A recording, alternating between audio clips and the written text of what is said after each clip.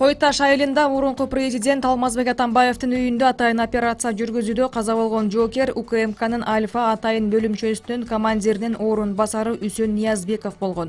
Ал 46 жашта болчу. Бул тууралуу Бишкектеги травматология жана ортопедия илим изилдөө борборунун директорунун орун басары Бакыт Исаков билдирди.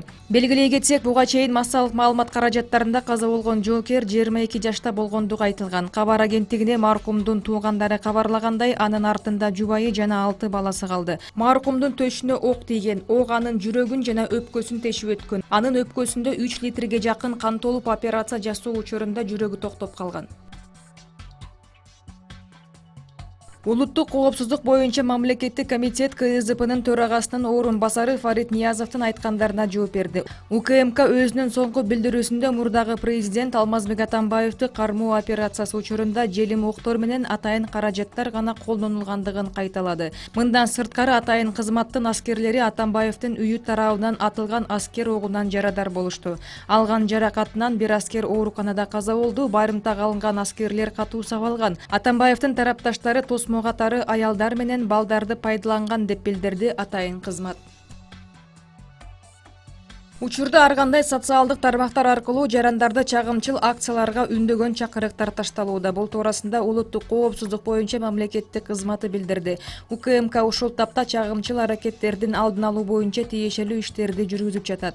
Чагымчыл билдирүүлөрдү тараткандар аныкталса, УКМК расмий эскертүү берет деп айтылат маалыматта. Чүй облустук ички иштер башкармалыгынын башчысы Самат Курманкулов эсине келди деген маалыматты Саламаттыкты сактоо министрлиги четке какты. Министрликтин басма сөз катчысы Жылдыз Айгерчинованын айтымында айрым басылмалар операциядан чыккан башка күч түзүм өкүлү менен Курманкуловду чаташтырып алган. Курманкулов комада, ага экинчи операция жасалууда. Кечээ Кой Ташта өткөн Алмазбек Атамбаевди кармоо боюнча операция учурунда Курманкуловдун башына таш тийген.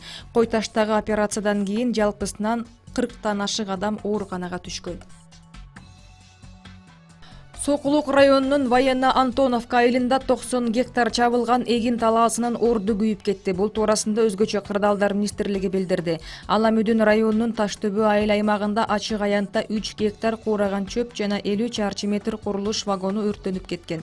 Ысык Ата районунун Миланфан айылында 4 гектар аянттагы куураган чөп күйгөн.